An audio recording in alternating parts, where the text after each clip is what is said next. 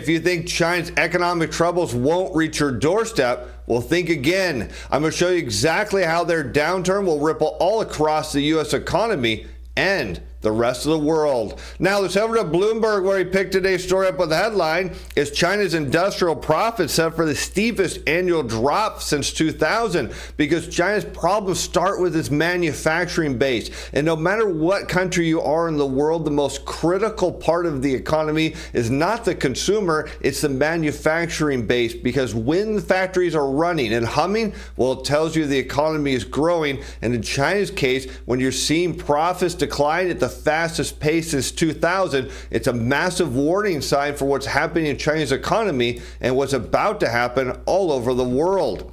Industrial profits at large Chinese companies fell 7.3% last month compared to a year ago.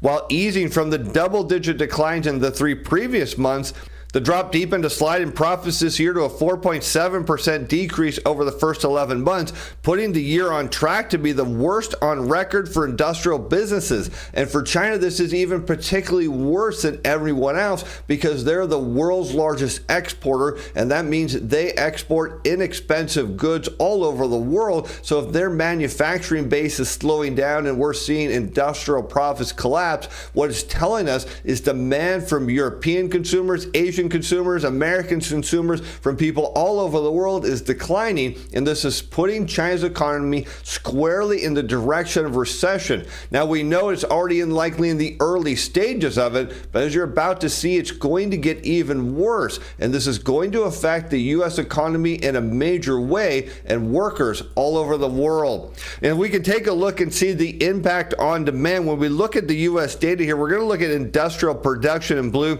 against real retail sales, that's inflation adjusted in red. They're both on a year-over-year rate of change, and what we can see is the decline in industrial production starts with the consumer. As demand for consumer goods start to slow down, what you see is eventually hits the industrial base. We see that here around 1994. Once again in 1999, the slowdown took us right into the dot-com bubble. We see it happen starting back around 2005 to 2006. Retail sales started to slow down, manufacturing started to slow with it, and then they both put us right into a financial crisis. And we see that after the pandemic, where the decline in retail sales has sent industrial production lower, and many believe the U.S. economy is about to turn higher, sending in both industrial production and retail sales up. But as you're about to see, what's happening in China is just a proxy for what's about to happen all over the world. The results suggest Beijing's most extensive efforts to revive the economy since the pandemic have had a limited effect in lifting demand. And that's something we've talked about, because what has Beijing done? They've tried to prop up their banks by injecting cash. They've given money to the real estate developers through cheap loans. They've done everything but send money to the consumer, and then they step back and wonder why demand is falling. Well, it's not just an internal issue. It's not just a domestic issue with Chinese consumers. Again, it's about consumption from everyone all over the world. We're seeing the post-pandemic fallout begin. It's hitting China first, which makes perfect sense, but it's going to ripple all across the world. And industrial profits are a vital gauge of the financial health of factories, mines, and utilities, shaping their investment decisions in the months to come. But more importantly, it's all about labor, because when you think about it, if profits start to decline, what is it telling us? That demand is going down and that suppliers are getting squeezed at the margin. So when they've cut expenses in every possible way and they still need to cut more, well, what happens next is they start slashing hours, then they start cutting jobs, and at that point, it's too little too late. There's nothing Beijing or any other country can do to turn their economy around.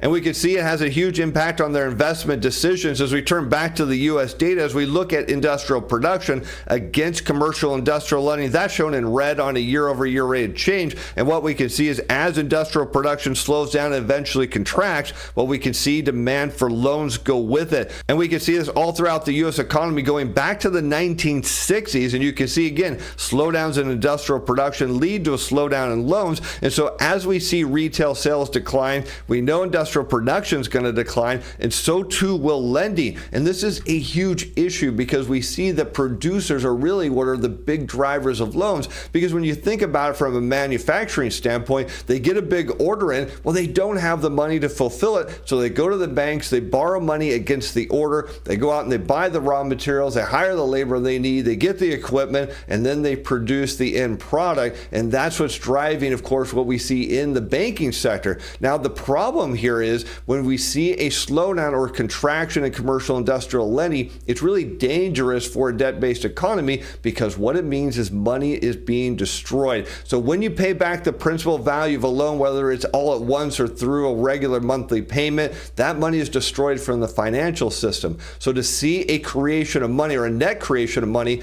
we need to see more new loans originated than old loans are being paid off. And in this case, we're not seeing that. It's a dangerous sign for all economies, particularly the US. And we can see it's going to have an impact on the stock market as well, because as we now overlay the NASDAQ 100, that's shown on a year-over-year rate of change against industrial production, you can see the relationship. Now, it's not perfect, but you can see they generally go in the same direction, except for now. Industrial production has been slowing and is even slightly negative, whereas investors are betting on a completely different outcome than the U.S. economy is pricing in, suggesting we could see a major move down in the markets into the first of the year, because what we know is after the holidays, demand from consumers plunges, and this could, of course, have a ripple effect, not just across the economy, but the stock markets are as well. But if you're looking to be in something that makes money, well, check this out. That trade we put on back on December 23rd, well, it's up 1.31% and looking to break out. And here was the note we gave to our Momentum Timer Pro subscribers. It closed over its 10, 30, and 90-day volume profiles, as well as its 6-month, 1-year, and 2-year volume profiles.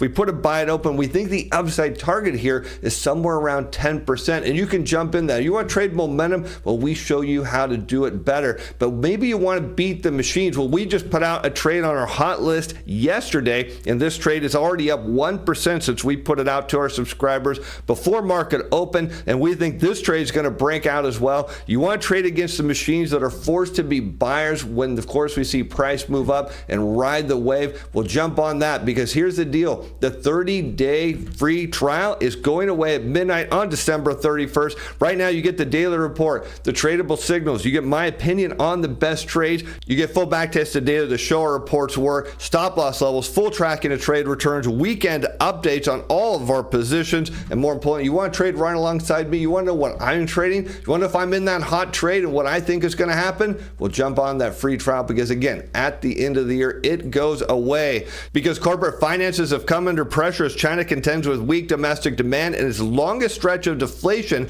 since 1999. And this means producer prices remain depressed and retail sales were weaker in November. But what have we been hearing here in the US? That prices are going to go higher because American consumers believe that inflation's entrenched and that it could only go up, because historically we've seen nothing but long-term disinflation. And finally, it's time that inflation's only going to go higher, that manufacturers are going to keep raising prices no matter what. Retailers are going to do the same thing. But when we look at what's going on with China and we then turn to the US data, we can make a very clear case of why prices are coming down at the producer level. Because when we look at industrial production against the producer price index by commodity for final demand, that's shown in red, and again, both on a year-over-year rate of change, we can see is when production declines, it means demand's going down. And what does that tell you at the factory level? That prices are too high and the prices need to come down. And in the short term, what have we seen from producer prices? They've edged higher in red, which would suggest that demand's rising, but instead we see industrial production declining.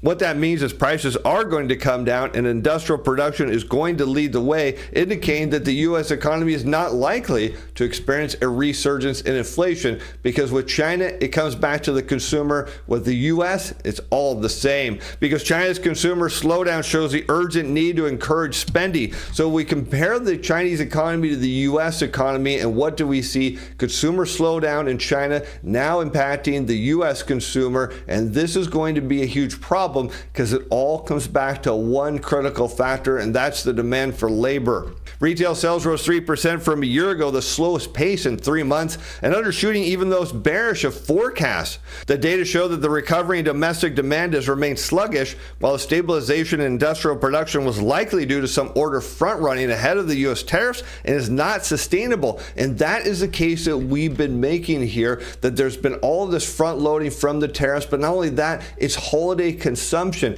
And what happens after the first of the year? Well, consumers cut their spending back because they have to pay down their debt. And right now, consumers are facing high interest rates on their credit cards, a slowing economy, hours worked at their jobs are getting cut, and some people are even hitting the unemployment line and getting stuck there. We're going to see a big drop in demand in the first of the year, and this is going to impact, of course, U.S. manufacturers as well, that we've already noted from the regional Fed surveys in December are already seeing a major slowdown. The weakening in retail sales showed the limits of a government initiative to stimulate consumption by subsidizing purchases of home appliances and cars. And this is something we've been talking about, that stimulus is only a short-term band-aid. You bring it out, it has a brief impact, and then it goes away. And here yet you see from Beijing, the expectation was, well, we'll offer a little bit of stimulus and the economy will boom. And as it turns out, people that did need appliances and cars bought them, and then everything started to fizzle out.